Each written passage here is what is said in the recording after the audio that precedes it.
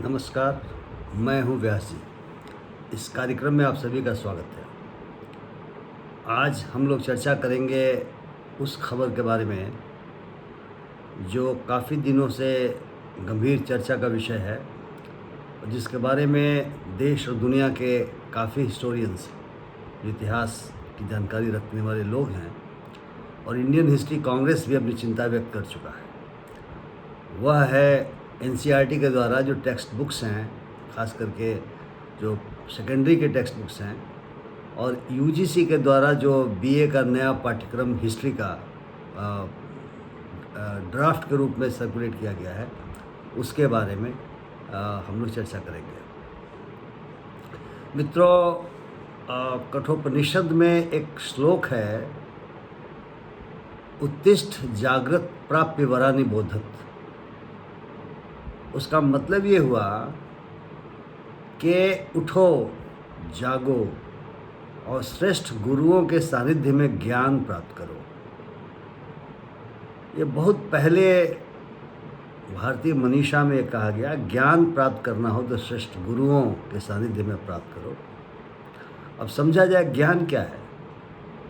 मैं समझता हूँ कि ज्ञान वह है जो हमें वैज्ञानिक चिंतन की दिशा में ले जाता है, जो हमारी वृत्तियों को, हमारी फैकल्टीज़ को विकसित करता है, चाहे हमारी शारीरिक वृत्तियाँ हों, आध्यात्मिक हों, आत्मिक हों या फिर बौद्धिक हों।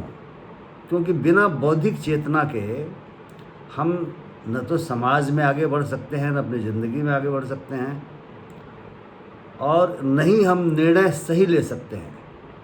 इसलिए ज्ञान वह है जो हमें इस दिशा की ओर प्रवृत्त करे, यानी जो सत्य है उस सत्य के खोज की ओर हमें प्रवृत्त करे और हमें एक बेहतर इंसान के रूप में भी ढालने की कोशिश करे। मैं ज्ञान से यही समझता हूँ। हालांकि उपनिषद के श्लोक के संबंध में आत्मिक ज्ञान की भी बात की गई है, इसलिए मैंने भी कहा। तो आत्मिक ज्ञान का मतलब क्या हुआ? आत्मिक ज्ञान का मतलब यही हुआ कि हम चीज़ें जैसी हैं उसको देखें, समझें, उसकी विवेचना करें, और यदि वे ठीक नहीं हमें लगती हैं तो हम उसे बदलने का प्रयास करें। इसको कहा जाता है क्रिटिकल थिंकिंग हम अपने अंदर डेवलप करें, वैज्ञानिक चिंतन हमारे अंदर हो, ताकि हम जस का तस सब कुछ स्वीकार नहीं कर लें। क्योंकि अगर जस का तस सब कुछ स्वीकार कर लेंगे या मनुष्य स्वीकार कर लेता तो सभ्यता का विकास जो भी हुआ है, संस्कृति का जो भी विकास हुआ है, मनुष्य का जो भी विकास हुआ है, विज्ञान का जो भी विकास हुआ है, वो ठहरा रहता। हम पत्थर युग के आगे शायद नहीं बढ़ पाते। इसलिए मैं ज्ञान को इस रूप में ले रहा हूँ। और हमारे देश में ज्ञान देने का काम किसका है? ज्ञान देने का काम उनका है जो पाठ्यपुस्तकों का निर्माण करते हैं, जो प्रिस्क्राइब करते हैं। हालांकि यह भी एक बहुत महत्वपूर्ण मामला है कि आखिर शिक्षा को कुछ लोग प्रिस्क्राइब क्यों करते हैं, सबको स्वतंत्र क्यों नहीं छोड़ देते। परंतु स्टैंडर्डाइजेशन शिक्षा में होता है, और जो सीबीएसई है, central board of education, secondary education, उसका काम है कि वह देश में शिक्षा के बारे में फ्रेमवर्क दे, और फ्रेमवर्क दे रहा है। और वो फ्रेमवर्क हमारी जो शिक्षा की नीति है, 1986 में एक नीति आई थी और अब एक 2000 में नीति आई है, उसके परिप्रेक्ष्य में हो। और चाहे 86 की नीति हो, चाहे 2020 की नीति हो, ये सभी इस बात को अंडरलाइन करते हैं, सभी इस बात को रेखांकित करते हैं कि क्रिटिकल थिंकिंग विकसित होनी चाहिए, वैज्ञानिक चिंतन विकसित होना चाहिए, और हमें सत्य की ओर प्रेरित होना चाहिए। मोटे तौर पर कहा जाए तो हमारे पाठ्य पुस्तकों में भी ये बात आनी चाहिए जो क्लास में पढ़ाया जाता है, और उसके आधार पे जो हमारे शिक्षक, एग्जामिनेशन भी होता है, उसी के आधार पर जो हमने कोर्स में पढ़ा उसके आधार पर एग्जामिनेशन होता है।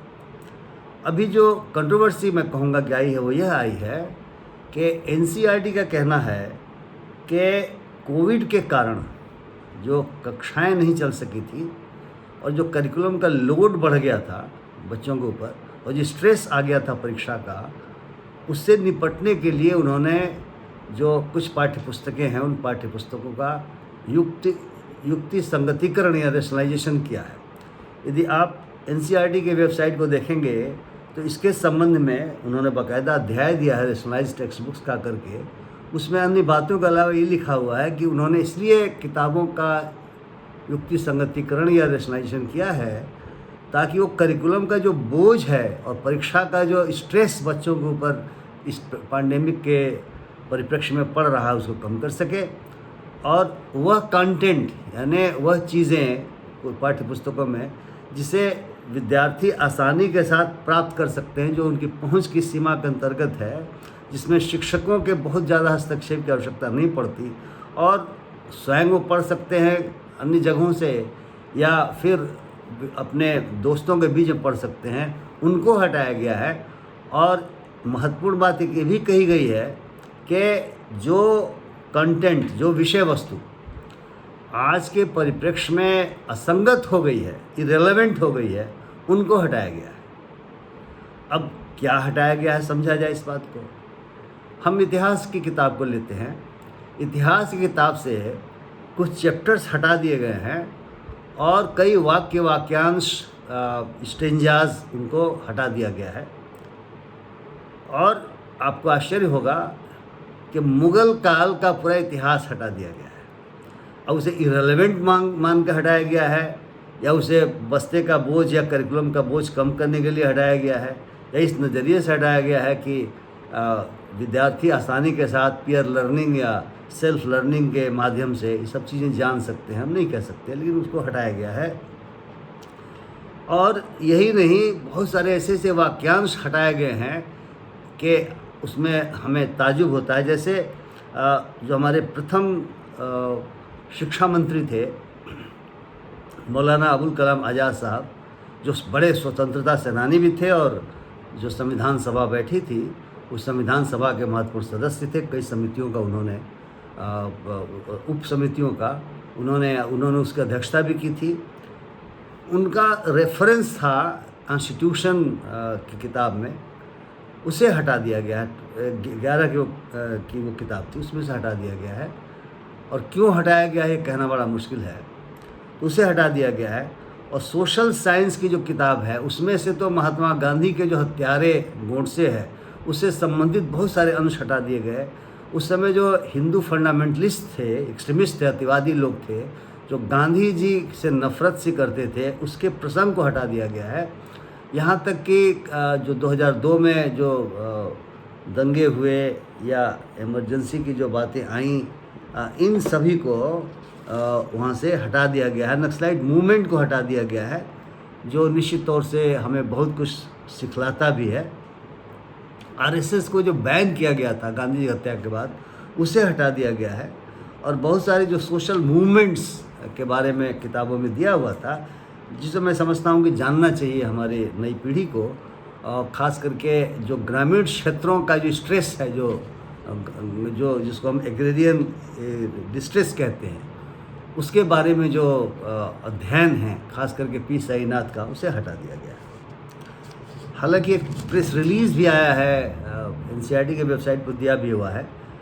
अबुल कलाम आज़ाद के बारे में कहते हैं कि हमने ये 2020 में नहीं हटाया, हमने ये पैंडेमिक के समय या कोविड के समय नहीं हटाया, ये 2014 से ही हटा हुआ है। अब अंदाज लगाइए कि साहब 2014 से क्यों हटा हुआ है, इसका कोई स्पष्टीकरण होना चाहिए। जो यथार्थ है, जो सत्य है, जो ज्ञान है, उसे क्यों हटाया गया। और जब हम उसे मुग़ल कालीन इतिहास के हटाने से मिलाते हैं तो मन में बहुत तरह के सवाल खड़े होते हैं। यूजीसी ने तो कमाल कर दिया है। यूजीसी ने जो ड्राफ्ट सर्कुलेट किया है, उस ड्राफ्ट में इतिहास और माइथोलॉजी के अंतर को भुलाने की कोशिश की गई है, उस अंतर को मिटाने की कोशिश की गई है। अब जानते हैं कि माइथोलॉजी इतिहास नहीं हो सकती, इपिक्स या महाकाव्य इतिहास नहीं हो सकते, वे इतिहास का एक स्रोत हो सकते हैं। उनसे कुछ चीज़ों की जानकारी हो सकती है जिसको एविडेंस के आधार पर जो इतिहास के जानने वाले लोग हैं, वे उस एविडेंस के आधार पर उसका विश्लेषण करके और यथार्थ क्या है वो हमारे सामने परोसने की कोशिश करते हैं। लेकिन इसमें इपिक्स के आधार पर इतिहास को दिखलाया गया है, माइथोलॉजी के आधार पर दिखाने की कोशिश की जा रही है। यहाँ तक बताया गया कि आर्य सेंट्रल एशिया से नहीं आए थे, यहीं के थे। हालांकि ये बहुत ही कंट्रोवर्शियल है। जो लोग कहते हैं सेंट्रल एशिया से आए थे, उनको भी चुनौती दी जाती रही है। लेकिन मेरा कहना ये है कि जो इतिहास है वो हमारे आपके दिमाग की उपज नहीं है। इतिहास वह है जो घटित हो चुका है, और घटित अगर हो गया है तो उसकी जानकारी कैसे होगी? उसकी जानकारी स्वाभाविक है, यदि उस समय कुछ साहित्य मिलेगा, उस समय का कुछ जैसे अशोका के समय तक के बारे में हमें पत्थरों पर जो लेख मिले हैं, जो जिसको हम सूत्र कहते हैं, वह मिले हैं, शिलालेख मिले हैं, उससे पता चलता है। और कलिंग की लड़ाई में कितने लोग मारे गए थे, संख्या बहुत ज़्यादा बताई जाती है, हालांकि उसके बारे में स्पष्ट रूप से नहीं कहा जा सकता। ये भी कहा जाता है कि अशोका के पहले अजात शत्रु ने अपने पिता बिंबिसार को कैद किया था। अगर आप नालंदा में जाएंगे तो एक बिंबिसार की जेल भी बनी हुई है। तो लेकिन इन तमाम चीज़ों के एविडेंस बेस्ड, या तो खुदाई से पता चला, आर्कियोलॉजी जिसको हम कहते हैं, या तो आर्कियोलॉजिकल जो रिमेन्स हैं उनके विश्लेषण से इतिहास के जानकार इस निष्कर्ष पे पहुँचे कि इतिहास इस तरह का उस समय रहा होगा। और जिसके बारे में कुछ भी पता नहीं है, जिसके बारे में कोई जानकारी ही नहीं है, कहीं कुछ मिल ही नहीं रहा है, उसके बारे में तो निश्चित तौर से इतिहास के लोग प्री हिस्टोरिक कहते हैं। अब जैसे आर्यों के बारे में माना जाता है कि जो भाषा वो बोली जाती थी उसको इंडो यूरोपियन लैंग्वेज कहते हैं, और वह भाषा जो हमारे यहाँ संस्कृत के रूप में थी, उसके बहुत सारे शब्द मध्य एशिया में और यहाँ तक कि जर्मनी तक में, यूरोप के बहुत सारे हिस्सों में उस भाषा के शब्द मिलते हैं। और भाषा का विकास मनुष्यों के आपसी संव्यवहार से होता है, ट्रांजेक्शन से होता है, तो उसके आधार पर लोगों ने निष्कर्ष निकाला था। लेकिन के आर्य जो है सो सेंट्रल एशिया के थे, लेकिन ये बीए में बिल्कुल मान करके कि नहीं वो तो यहीं से पैदा हुए थे, वो तो ये भूमि ही आर्य भूमि है, आर्य यहीं के थे, ये सब चीज़ें बताई जा रही हैं। तो इससे यह होता है कि ये जो कंट्रोवर्शियल चीज़ें जो अभी सेटल्ड नहीं हैं उसको आप देते हैं तो बहुत सारी तरह की बातें आती हैं। अब मुग़ल कालीन इतिहास बीए में से भी पूरी तरह से हटा दिया गया। तो एनसीईआरटी से आप हटाएंगे, वहाँ से हटाएंगे, इसका मतलब कि ये जो 200 वर्षों का इतिहास था, जो पलासी जो पानीपत की पहली लड़ाई से शुरू होता था 1526, जो लोधी और बाबर की सेनाओं के बीच में लड़ाई हुई थी, उसके बाद लगभग 1857 कह सकते हैं, 1857 का जो स्वतंत्रता संग्राम था, वो तो बहादुर शाह जफ़र को हेड मानते हुए, सम्राट मानते हुए लड़ा गया था। तो मोटे तौर पर लगभग 200 सवा 200 साल के इतिहास को हमने मान लिया कि हमें कुछ पता नहीं है। हमने मान लिया कि ताजमहल के बारे में पता नहीं है, लाल किले के बारे में पता नहीं है, आगरा के किले के बारे में पता नहीं है, फतेहपुर सीकरी के बारे में पता नहीं है। मतलब बहुत सारी उन चीज़ों के बारे में हमने मान लिया कि हमारे बच्चों को जानने की ज़रूरत नहीं है। अब क्यों ऐसा मान लिया गया कहना बड़ा मुश्किल है, लेकिन इस पर भी चर्चाएं काफ़ी हो रही है कि भाई आप ऐसा क्यों कर रहे हैं और किसके कहने से कर रहे हैं और किस आधार पर कर रहे हैं। एनसीईआरटी का पक्ष मैंने बता दिया, यूजीसी का कोई पक्ष अभी आया नहीं है कि वे किस आधार पर इन चीज़ों को जोड़ रहे हैं।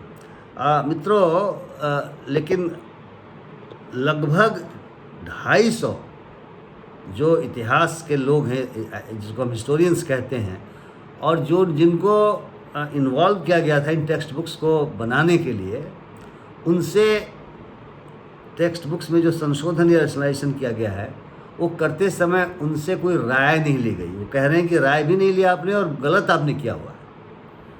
अब एनसीईआरटी कह रहा है कि हमने कुछ जो हिस्टोरियन हैं, यूनिवर्सिटीज़ में पढ़ाते हैं, उनका एक हमने एक्सपर्ट ग्रुप बनाया, उसमें हमने सीबीएसई के बहुत सारे शिक्षकों को डाला।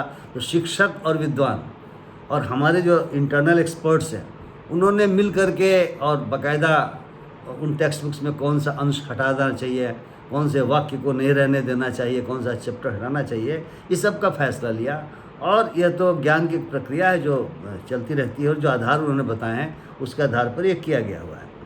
इंडियन हिस्ट्री कांग्रेस ने भी, जो इतिहासकारों की बहुत बड़ी संस्था है जिसमें हर विचार के इतिहासकार मौजूद हैं, उसने भी बहुत ही इसको गंभीरता से लिया है और ये कहा है कि आप मुग़लों के इतिहास को काहे हटा देना चाहते हो। उन्होंने जो शब्द इस्तेमाल किया है, उन्होंने कहा है कि इट इज़ ग्रेटली अलार्मिंग, नहीं, उन्होंने कहा कि जो चेंजेस किए गए हैं, it is greatly alarmed by the changes in the history text books and syllabus. और उन्होंने इतिहासकारों को कहा कि जो डिस्टॉर्शन हो रहा है इतिहास का, इस इतिहास के डिस्टॉर्शन के विरुद्ध खड़े होइए, यहाँ तक उन्होंने कह डाला है। अब हो सकता है कि जो इंडियन हिस्ट्री कांग्रेस के जो उसमें अन्य इतिहासकार कुछ दूसरी बात कहें, किंतु उन्होंने जो उसके अध्यक्ष हैं, जो उसके सचिव हैं, उनका ये स्टेटमेंट आया है और यहाँ तक वो कह रहे हैं कि जो परिवर्तन किए गए हैं वो प्लेनली प्रेजुडिस्ड हैं और irrational conception of the past है। वो कह रहे हैं कि बिल्कुल बायस्ड मामला है, ये बिल्कुल किसी चीज़ के प्रति आप ऑब्जेक्टिवली नहीं सोच रहे हैं, आप वस्तुगत ढंग से नहीं सोच रहे हैं, आप जो है सो आपके दिमाग में कुछ अवधारणाएं हैं, उन अवधारणाओं को लागू करने के लिए आप इतिहास में इस तरह की छेड़छाड़ कर रहे हैं।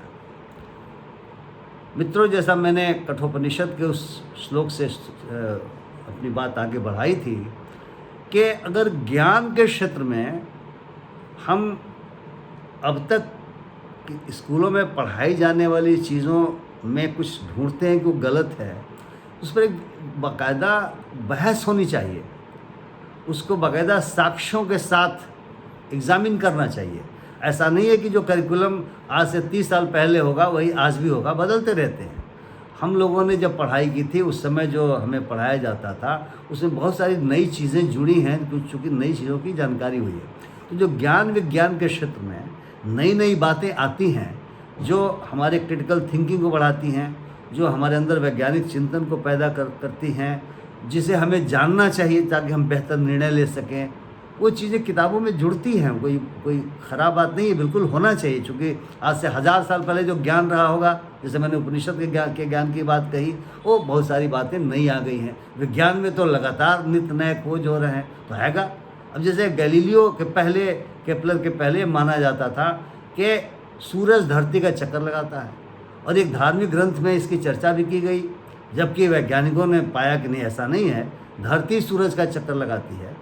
तो उनको तो सज़ा भी मिली, उनको तो उस पर्टिकुलर जो धर्म है उसने माना कि इन्होंने तो ईश निंदा की है, और ऐसे भी घटनाएं घटी। लेकिन आज हम धड़ल्ले के साथ इस तथ्य को जानते हैं, दिन रात कैसे होते हैं, ऋतुएं कैसे बदलती हैं। हम जानते हैं कि धरती अपने धुरी पर घूमती है और सूरज के चारों तरफ भी चक्कर लगाती है 365 दिनों में।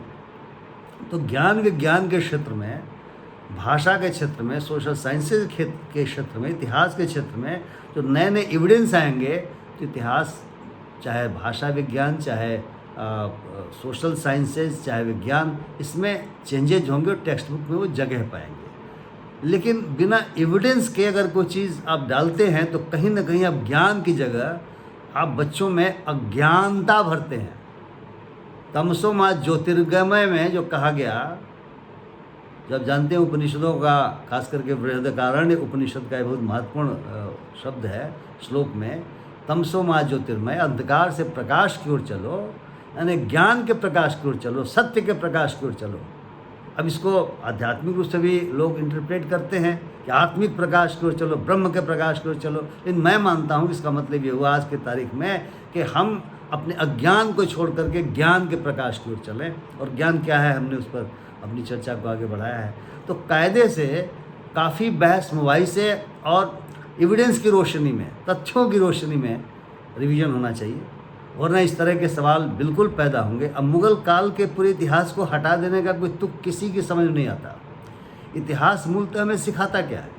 इतिहास हमें सिखाता है कि हमारे पूर्वजों ने, हमारे पुरखों ने क्या अच्छे काम किए थे और क्या ऐसे काम किए थे जिनको अवॉइड किया जा सकता था। क्योंकि हमारे पास हाइंडसाइट जिसको कहा जाता है, अब आज से 200 साल पहले, 400 साल पहले क्या हुआ, वो हो जाने के बाद उसको देखने का नज़रिया है। लेकिन आज से 200 साल बाद या 400 साल बाद क्या होगा, ये जानने का नज़रिया हमारे पास नहीं है। तो अगर हम पिछले चीज़ों को सही ढंग से जानेंगे तो हम आने वाले समय के बारे में भी सही फैसला ले सकते हैं, सही डिसीजन ले सकते हैं, सही तरीके से काम कर सकते हैं।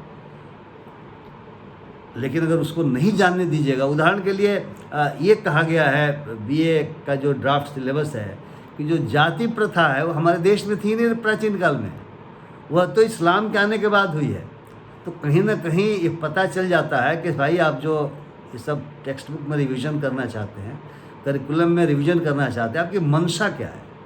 आप गलत चीज़ों को कह रहे हैं कि अब जाति प्रथा पहले थी ही नहीं, और आप अपने ही धर्म ग्रंथों तक को नकार दे रहे हैं। आप वर्ण व्यवस्था के बारे में जो हमारे धर्म ग्रंथों में कहा गया है, आप उसको नकार दे रहे हैं, क्यों? आप उसको गलत मानते हैं क्या? कुछ लोग कहते नहीं नहीं, वर्ण व्यवस्था तो समाज को चलाने के लिए थी, और कुछ लोग कहते हैं कि उसने वर्ग पैदा किए, उसने जाति पैदा किया, उसने असमानता पैदा की, उसने शोषण पैदा किया। तो इस तरह के विचारों के बीच में होने दीजिए ना, द्वंद्व होने दीजिए, इसी द्वंद्व से चीज़ें निकलेंगी। अब उसे बिल्कुल हटा करके झूठी बात डाल देंगे। इस्लाम के आने के बाद जाति प्रथा आई, फिर मनुस्मृति क्या है, आपस्तंभ का सूत्र क्या है, तो आप अज्ञान को डालते हैं, तो इस तरह के विवाद होते हैं। कृपया अगर कुछ लोग इस देश में एक मजहबी राष्ट्र बनाना चाहते हैं, तो हमारे टेक्स्ट बुक्स में बातें नहीं होनी चाहिए, और राजनीतिज्ञों को छोड़ दीजिए वो सब करने के लिए। लेकिन हमारा देश एक सेकुलर देश है, 47 के बाद स्थितियां बदली हैं, और ऐसा नहीं होता कि हज़ारों साल पहले हम जिस तरीके से रह रहे थे, जिस तरह से सोच रहे थे, हम इस आधुनिक काल में वैसा ही सोचें। खिड़कियां खुली हुई हैं, दरवाजे खुले हुए हैं, खुली हवाएं हर तरफ से आ रही हैं। 1215 में मैग्ना कार्टा साइन हुआ था। फ्रेंच रिवॉल्यूशन 1789 में हुआ। 1776 में अमेरिकन रिवॉल्यूशन हुआ। हमने अंग्रेज़ों से लड़ाई लड़ी। 1857 से लड़ाई शुरू हुई और हम लगातार लड़ते रहे, हमारे पुरखे लड़ते रहे, शहीद हुए, और यह देश आज़ाद हुआ और एक नया संविधान आया। इस देश को संविधान की तरह से चलाना होगा, तो एक सार्वभौमिक हमारा देश है, एक प्रजातांत्रिक देश है, एक धर्मनिरपेक्ष देश है, एक न्याय पर आधारित देश है हमारा, समानता पर आधारित देश हमारा है, बंधुता पर आधारित है। तो इसी के अनुसार न हम अपने ज्ञान को साधेंगे जैसे दुनिया में साधा जा रहा है, और न हंसी के पात्र बन जाएंगे। इसलिए मेरा ये कहना होगा एनसीईआरटी या यूजीसी के जो लोग हैं कि भाई आप बंद कमरों में कोई चीज़ क्यों तय कर लेते हो ज्ञान के बारे में? अब डिस्कशन करो, जिन्होंने किताबें बनाई थी उनके साथ भी डिस्कशन करो। एविडेंस आपके पास हो, आपके एक्सपर्ट्स के पास हो, तो इस एविडेंस को सामने लाओ, और इस प्रकार से हमारे बच्चों को वही बताओ जो सत्य हो, वही बताओ जो उनको भविष्य में मदद कर सके, जो उनको एक बेहतर नागरिक बनने में मदद कर सके, बेहतर निर्णय लेने में मदद कर सके, बेहतर क्रिटिकल थिंकिंग पैदा कर सके, वैज्ञानिक चिंतन पैदा कर सके, जो हमारी शिक्षा नीतियों का आदर्श रहा है। मित्रों, इन्हीं शब्दों के साथ मैं इस बातचीत को बंद करूंगा, इस अनुरोध के साथ कि कृपया आप में से जो लोग अभी तक हमारे चैनल को सब्सक्राइब नहीं किए हैं, वो कृपया सब्सक्राइब करें और ज़रूर उसे देखें। इन्हीं शब्दों के साथ बहुत बहुत धन्यवाद, नमस्कार।